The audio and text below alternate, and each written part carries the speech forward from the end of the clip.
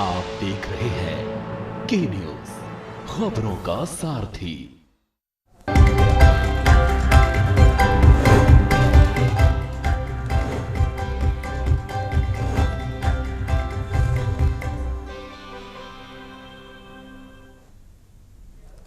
नमस्कार, मैं हूं वंदना पांडे और आप देख रहे हैं के न्यूज इंडिया। बुलेटिन की शुरुआत करेंगे, उससे पहले हेडलाइंस।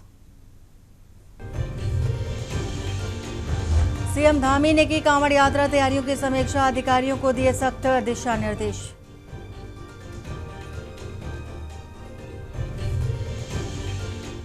उत्तराखंड कांग्रेस की चुनावी रणनीति पर दिल्ली में मंथन, नई प्रदेश कार्यकारिणी और संगठन मजबूत करने पर फोकस। हल्द्वानी में छात्रों के समर्थन में कांग्रेस का प्रदर्शन, दिल्ली में लाठीचार्ज के विरोध में फूंका पुतला, धर्मेंद्र प्रधान का मांगा इस्तीफा। देहरादून में लंबित भर्तियों को जल्द भरने की मांग को लेकर सचिवालय पर बेरोजगारों का प्रदर्शन, पुलिस से नोकझोंक, जमकर नारेबाजी। बारिश से विकास नगर के जौनसार बाबर में लैंडस्लाइड, कई मार्गों पर घंटों ठप रही आवाजाही, मलबा हटाकर यातायात बहाल किया गया। हल्द्वानी में साइबर अपराध पर पुलिस की सख्ती, कुमायूं क्षेत्र में 1400 से अधिक साइबर शिकायतें दर्ज। आप देख रहे हैं के न्यूज, खबरों का सारथी। बद्रीनाथ धाम में कथित चढ़ावे में चोरी के मामले में अब उत्तराखंड क्रांति दल की भी एंट्री हो चुकी है। यूकेडी के वरिष्ठ नेता महेंद्र सिंह रावत ने कोटद्वार में मीडिया को दिए अपने एक बयान में कहा है कि बद्रीनाथ में चढ़ावे में चोरी के बहाने सरकार देवस्थानम बोर्ड को थोपने जा रही है, जिसका खुलकर विरोध किया जाएगा। महेंद्र सिंह रावत ने कहा कि पंडा पुरोहितों और हक हकूकधारियों के साथ किसी भी प्रकार का छलावा यूकेडी बर्दाश्त नहीं करेगी और यदि इसके लिए सड़कों पर भी उतरना पड़ा तो यूकेडी पीछे नहीं हटेगी। जो स्थानीय निवासी हैं उनके हक हकूक में कुठाराघात करने के लिए कहीं ये प्रक्रिया शुरू तो नहीं हो रही है। जो अचानक इस मामले को तो हम व्यक्तिगत तौर से हमें ये भी देखना पड़ेगा कि इस मामले में कहीं ऐसा नहीं कि जो हमारे उत्तराखंड के जो बरसों से वहां पे पूजा का अधिकार था जिन्हें आज जो कर रहे थे यार, देवस्थान बोर्ड जो त्रिवेंद्र रावत सरकार में आया था, क्या उसको पुनः लागू करने की प्रक्रिया शुरू तो नहीं हो रही है। तो इस और भी देखना पड़ेगा।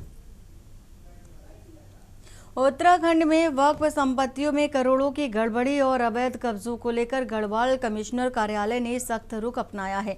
कमिश्नर ने देहरादून सहित सभी जिलाधिकारियों को 10 दिन के भीतर वक्फ संपत्तियों की स्थिति और अतिक्रमण की विस्तृत रिपोर्ट सौंपने के निर्देश दिए हैं। इस विषय पर उत्तराखंड वक्फ बोर्ड अध्यक्ष शादाब शम्स ने कहा कि मुख्यमंत्री के आदेश पर कमिश्नर जिलाधिकारियों से डिटेलिंग मांग रहे हैं। उन्होंने कहा कि वक्फ संपत्तियों की बड़े पैमाने पर लूट हुई है और लेखा जोखा सही नहीं है। जांच के बाद जो भी अतिक्रमणकारी और वक्फ माफिया सामने आएंगे उनके खिलाफ सख्त कार्रवाई होगी। वक्फ बोर्ड अध्यक्ष ने कहा कि वक्फ गरीब और बेसहारा लोगों का हक है, जिसे कुछ लोगों ने राजनीतिक संरक्षण में लूटा है। उन्होंने भरोसा जताया है कि धामी सरकार का बुलडोजर जल्द ही अवैध कब्जों पर चलेगा और उन्होंने बताया कि वक्फ बोर्ड की कोशिशें हैं कि खाली कराई गई जमीन पर स्कूल, कॉलेज, विश्वविद्यालय और गरीबों के लिए आवास बनाए जाएं ताकि संपत्ति का उपयोग प्रदेश और देश के हित में हो सके।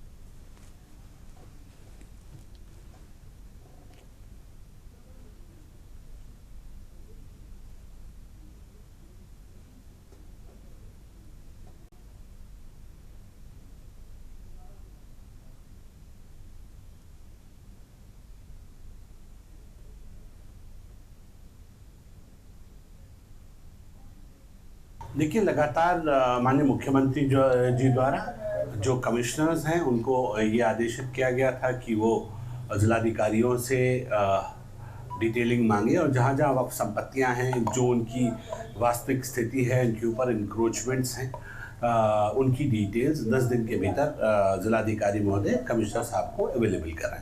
मुझे लगता है एक बहुत पॉजिटिव लाइन है कि जब इससे साफ पता चलता है कि जब आपको चीज़ों का आइडिया होगा, जब अधिकारियों को पता होगा हमारी संपत्ति कहाँ कहाँ हैं, तभी फिर आगे लाइन बढ़ती है। और वक्फ बोर्ड के अंदर क्योंकि वक्फ संपत्तियों की बहुत बड़ी लूट हुई है और संपत्तियों का लेखा जोखा प्रॉपर सिस्टम में जो होना चाहिए वो उस प्रकार नहीं है।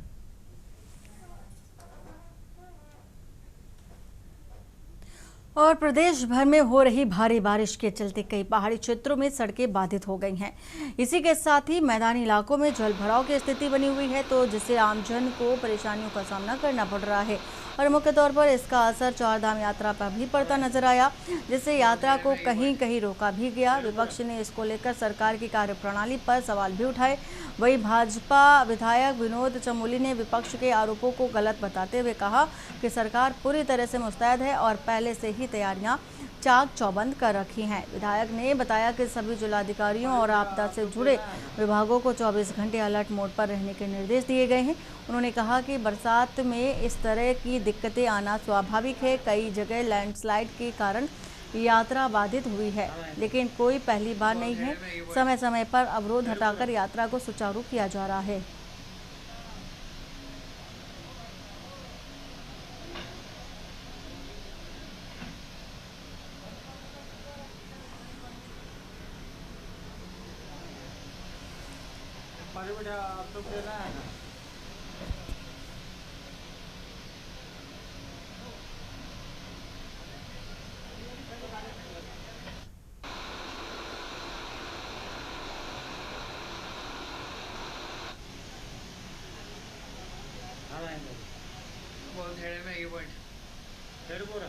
सरकार पूरी तरह मुस्तैद है। हमने पहले ही तैयारियों को चाक चौबंद किया था और आज भी सभी डीएम्स को और जो आपदा से जुड़े विभाग हैं सभी को बाकायदा निर्देश हैं तो हर समय 24 घंटे अलर्ट मोड पर रहें। लेकिन हम जानते हैं कि बरसात के अंदर तमाम दिक्कतें आती हैं, कई बार लैंडस्लाइड भी होता है, उसके कारण यात्रा बाधित भी होती है। और ये कोई पहली बार नहीं है कि हमेशा ही इस तरह की स्थितियाँ आती हैं, लेकिन समय से हम फिर उसको दूर करते हैं, उसके बाद यात्रा फिर आगे बढ़ जाती है, आगे चलती है। तो वही परिस्थितियाँ इस समय भी हैं।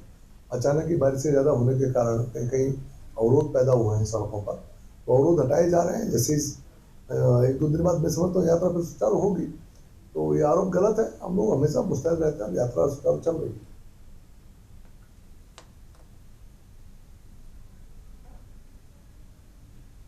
आगामी विधानसभा चुनाव से पहले भाजपा ने प्रदेश के युवाओं को पार्टी से जोड़ने के लिए बड़ा अभियान शुरू कर दिया है।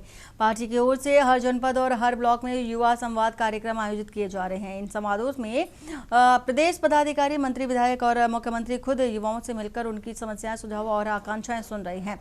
पार्टी का उद्देश्य युवाओं को सरकार की योजनाओं से जोड़कर उन्हें विकास में भागीदारी बनाना है। भाजपा के प्रदेश प्रवक्ता नवीन ठाकुर का कहना है कि सरकार युवाओं के मुद्दे को लेकर संवेदनशील है और उनके समाधान के लिए लगातार काम कर रही है।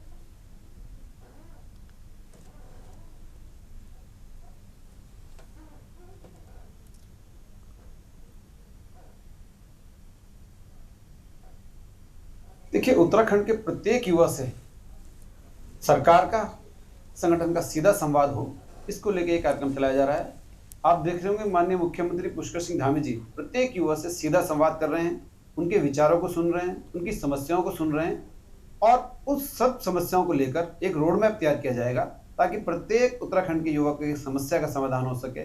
उनकी भविष्य की क्या योजनाएं हैं, सरकारी जो योजनाएं हैं, उनकी जानकारी भी इस कार्यक्रम में माननीय मुख्यमंत्री जी द्वारा और सरकार द्वारा युवाओं के बीच दी जा रही है। और ये बहुत शानदार कार्यक्रम है। प्रत्येक युवा से जो है सीधा संवाद सरकार का इसमें हो रहा है और विशेषकर माननीय मुख्यमंत्री जी इसमें बहुत जो है उत्सुक है युवाओं से बात करने के लिए। लगातार आप देख रहे होंगे पूरे प्रदेश में मुख्यमंत्री जी युवाओं के साथ सीधे संपर्क में हैं और सीधी बात उनसे कर रहे हैं।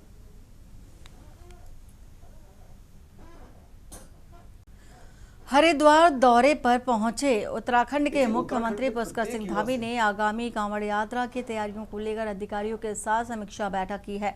उन्होंने यात्रा मार्ग घाटों की साफ सफाई, पेयजल, महिला श्रद्धालुओं के लिए अलग शौचालय, ट्रैफिक प्रबंधन, सुरक्षा व्यवस्था और स्वास्थ्य सेवाओं समेत सभी व्यवस्थाएं समय से पूरी करने के निर्देश दिए हैं। मुख्यमंत्री ने कहा कि कांवड़ यात्रा में आने वाले लाखों श्रद्धालुओं को किसी प्रकार की असुविधा न हो और सभी विभाग आपसी समन्वय के साथ कार्य करें। बैठक के बाद मुख्यमंत्री ने हरिद्वार गंगा कॉरिडोर से जुड़ी करीब 235 करोड़ रुपए की विभिन्न आधारभूत विकास परियोजनाओं का भूमि पूजन और शिलान्यास भी किया है।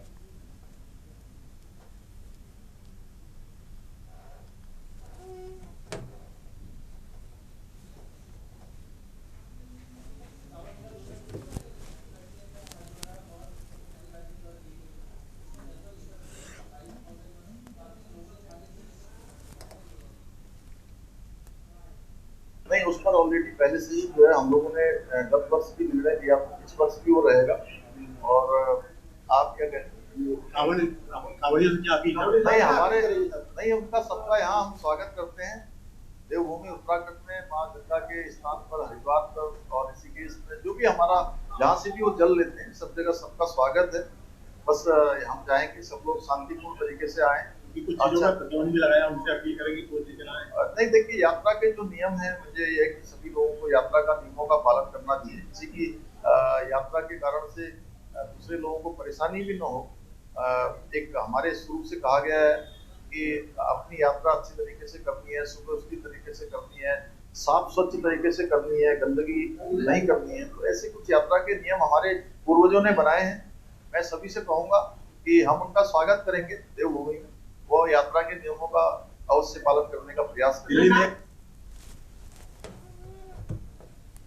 ऋषिकेश में कांवड़ मेले की तैयारियों को लेकर जिलाधिकारी आशीष चौहान ने अधिकारियों के साथ यात्रा मार्ग और प्रमुख व्यवस्थाओं का निरीक्षण किया। उन्होंने निर्देश दिए कि मेले से जुड़ी सभी तैयारियां 25 जुलाई तक हर हाल में पूरी कर ली जाएं और किसी भी स्तर पर लापरवाही बर्दाश्त नहीं की जाएगी।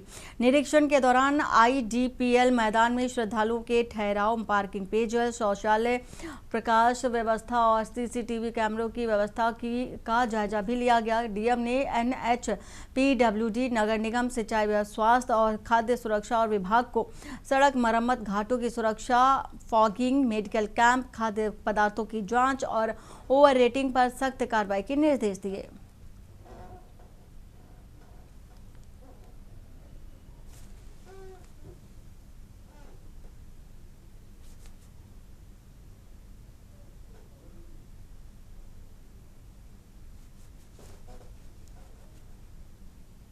जो IDPL की मेन पार्किंग है, उस पार्किंग स्पेस में जो व्यवस्थाएं की जानी है, टॉयलेट्स लगाए जाने, वाटर सप्लाई या फिर आपका लाइट्स और प्रॉपर अरेंजमेंट्स कराए जाने, वो 25 तारीख तक किए जाने की एश्योरेंस कंसर्निंग एजेंसीज ने मुझे दी।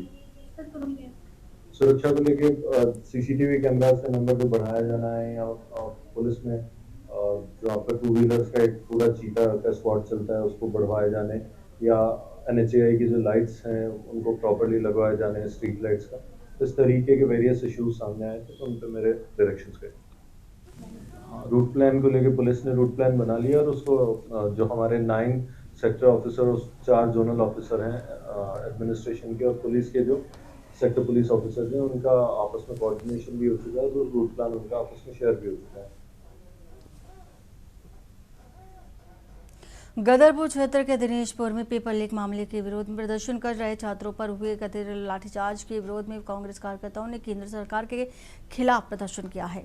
सुभाष चंद्र बोस चौक पर एकत्रित कार्यकर्ताओं ने नारेबाजी करते हुए प्रधानमंत्री का पुतला दहन किया। कांग्रेस नेताओं ने आरोप लगाया कि छात्रों पर बल प्रयोग लोकतांत्रिक अधिकारों का हनन है और युवाओं की आवाज दबाई जा रही है। प्रदर्शनकारियों ने कहा कि युवाओं को रोजगार, निष्पक्ष परीक्षाएं देने के बजाय उन्हें आंदोलन करने के लिए मजबूर किया जा रहा है। कांग्रेस ने चेतावनी दी है कि यदि छात्रों और युवाओं की समस्याओं का समाधान नहीं किया गया तो आंदोलन को और ज्यादा व्यापक किया जाएगा।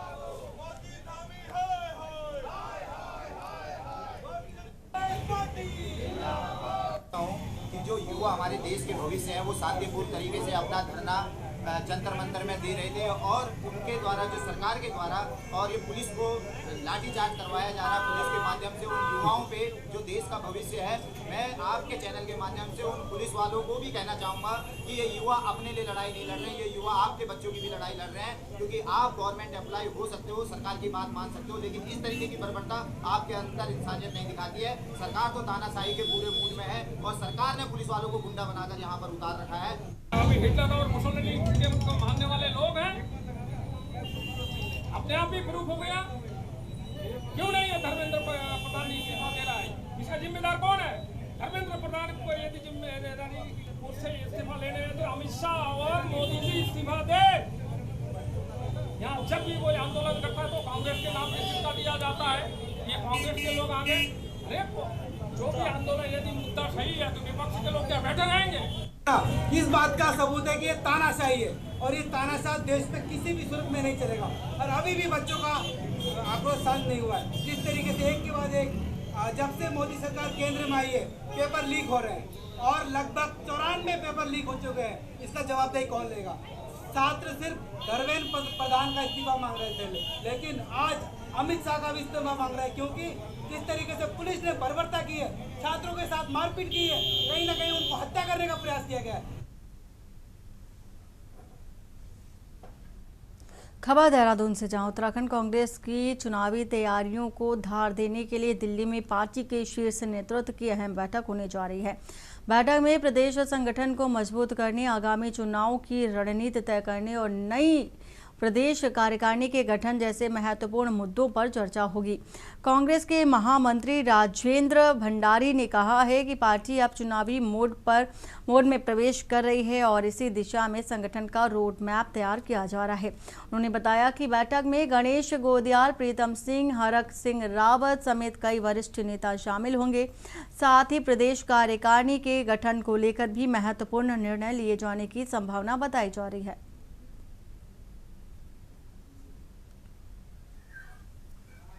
दिल्ली में आज हमारे शीर्ष नेतृत्व में जो है उत्तराखंड की लीडरशिप को, जो हमारे तीनों चारों जो बड़े नेता हैं उनको बुलाया है। प्रदेश अध्यक्ष जी हैं, प्रीतम सिंह जी हैं, हरक सिंह जी उद्घाटन में रहने वाले हैं, यशपाल भी उद्घाटन में रहने वाले हैं और बहुत सारे मुद्दे हैं। संभवतः अब कुल मिला के जो है इलेक्शन मोड में जो है हम जा रहे हैं और बहुत सारी तैयारियां पार्टी को करनी है। एक रोड मैप तैयार किया जाना है और उसके क्रम में प्रदेश कार्यकारिणी का भी मसला है, वो भी शायद आज शाम तक हल हो जाए।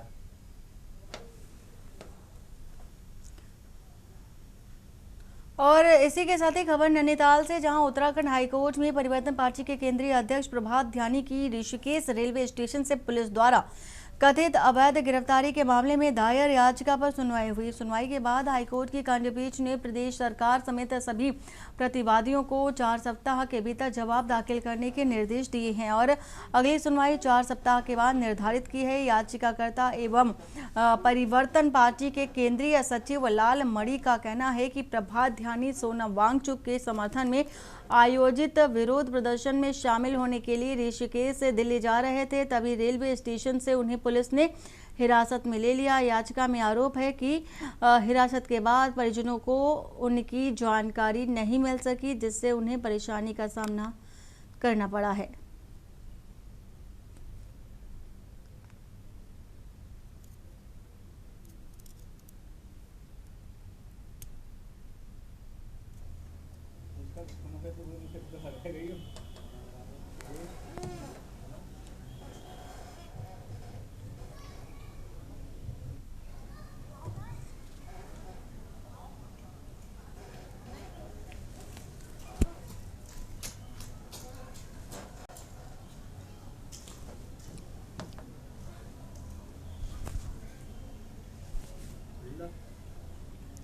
को पता है कि प्रभात ध्यानी जो उत्तराखंड परिवर्तन पार्टी के प्रेसिडेंट हैं, उनको पुलिस ने और रेलवे पुलिस ने मिलके उठा लिया था और कोई इन्फॉर्मेशन उनके परिवार को नहीं थी, उनके परिवर्तन पार्टी में किसी को नहीं थी, किसी भी नोन वन को नहीं दी गई थी। और काफ़ी देर से जब उनको ढूंढा, कुछ पता नहीं चला अरेस्ट है डिटेंशन है, तो उन्होंने उनके एक नेक्स्ट ऑफ फ्रेंड ने पिटिशन हेबियस कॉर्पस की हाई कोर्ट में डाली थी, जिसमें कल हाई कोर्ट ने कई सवाल करे थे। तो उसी के इंस्ट्रक्शंस जब आज स्टेट लेके आया, तो स्टेट ने ये बताया कि हमने सेक्शन 172 के अंदर इन पे एक्शंस लिए हैं। और उन्होंने ये भी बोला कि एक जो सीजेपी और सारे स्टूडेंट्स का प्रोटेस्ट चल रहा है न्यू दिल्ली पे, उसके चलते दिल्ली पुलिस ने एक पूरा सारे स्टेट्स को रिक्वेस्ट किया है या सर्कुलर निकाला है कि जो भी लोग आ रहे थे उनको उन्हीं के स्टेट पे रोक दिया जाए। तो कई सवाल आज कोर्ट ने ये पूछे कि वो जुरिस्डिक्शन तो अलग है, ये जुरिस्डिक्शन अलग है, आप ऐसे कैसे लोगों को उठा सकते हैं।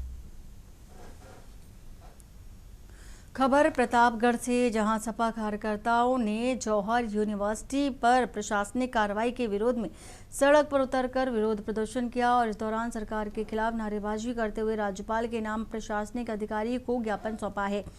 मुलायम यूथ ब्रिगेड के जिलाध्यक्ष साजिद अली ने खून से लिखा ज्ञापन को लेकर विरोध दर्ज कराया। उन्होंने जौहर यूनिवर्सिटी को सभी वर्गों के छात्रों के लिए शिक्षा का केंद्र बताते हुए बुलडोजर कार्रवाई से बचने की मांग बुलंद की है।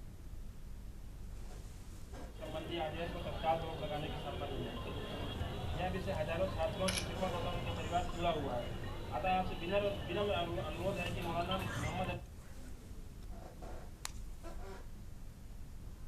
जो पुलवामा उरी के आतंकी नहीं थे, बल्कि वो मोहम्मद अली जौहर जो हिंदुस्तान की यौम आज़ादी के हीरो थे, उनके नाम। खबर देहरादून से, जहां राजधानी की सड़कों पर एक बार फिर बेरोजगार युवाओं का आक्रोश देखने को मिला। अपनी लंबित मांगों को लेकर उत्तराखंड बेरोजगार संघ ने सचिवालय कूच किया। हजारों की संख्या में पहुंचे युवाओं ने सरकार के खिलाफ जोरदार नारेबाजी की और इस दौरान कुछ प्रदर्शनकारी बैरिकेडिंग पर चढ़ गए, जिससे पुलिस और प्रदर्शनकारियों के बीच तीखी नोकझोंक हो गई। बेरोजगार युवाओं ने लंबित भर्तियां जल्द पूरी करने, भर्ती परीक्षा में पारदर्शिता सुनिश्चित करने और समयबद्धता से रोजगार उपलब्ध कराने की मांग की है।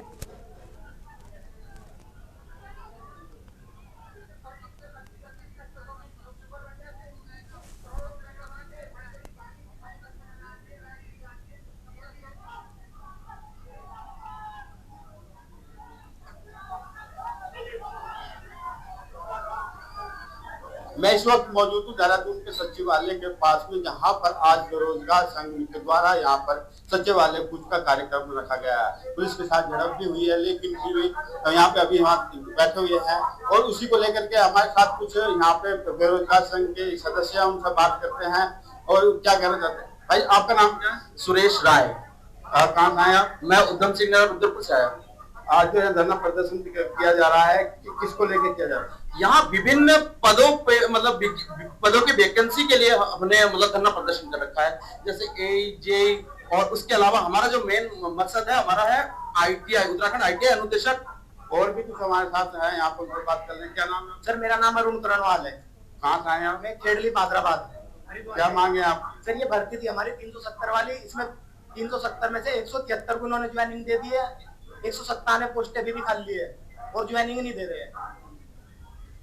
ये तो हमारे साथ जिन्होंने हमसे बात की, और भी यहाँ पे जो बच्चे जो बेरोजगार संघ के जो सदस्य वो भी है, उनसे बात कर लेते हैं और जानते हैं कि क्या। मैम आपका नाम क्या है? सोनिका रावत। जी सोनिका रावत। ये जो आप यहाँ पे धरना प्रदर्शन में आए हैं, क्या मांगे आप? हमारी मांगे ये है कि जो भी एग्जाम हुए हैं उनका रिजल्ट जल्द से जल्द निकले और बाकी जो हमारी वैकेंसी पेंडिंग है, जिसका एग्जाम कैलेंडर निकाला था, उसको जल्दी से विज्ञप्ति लाई जाए। और भी कुछ यहाँ पे हमारे साथ हैं जो उनसे बात करना चाहेंगे। आपका नाम क्या है? सचिन नहीं है सर। देखिए जी, कहाँ से आए आप? मैं नैनबाग टिहरी गढ़वाल से। आप जो यहाँ पे धरना प्रदर्शन में शामिल हुए हैं, क्या मांगे को लेकर के? सर हम UP में जो भर्ती कैलेंडर निकाला था उसके अकॉर्डिंग जो है अपनी जितनी भी भर्ती है वो डेट टू डेट निकाल नहीं रहे हैं। तो सर हम इसी मांग को लेकर आए हैं कि एटलीस्ट जितनी भी डेटें दी है उस डेट पे जो है उन सारी भर्तियों का नोटिफिकेशन निकाला जाएगा। जी धन्यवाद। Thank you sir. ये थे हमारे साथ कुछ बेरोजगार संघ के सदस्य जिन्होंने हमें बताया कि क्या क्या हमारी प्रमुख मांगे हैं। मैं शिवनारायण अपने सहयोगी कैमरामैन के साथ के न्यूज इंडिया देहरादून।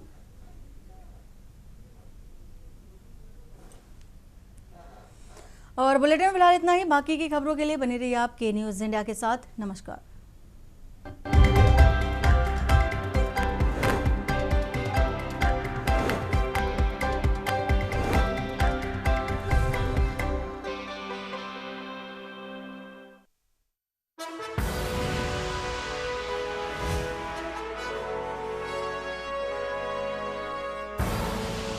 आप देख रहे हैं के न्यूज़, खबरों का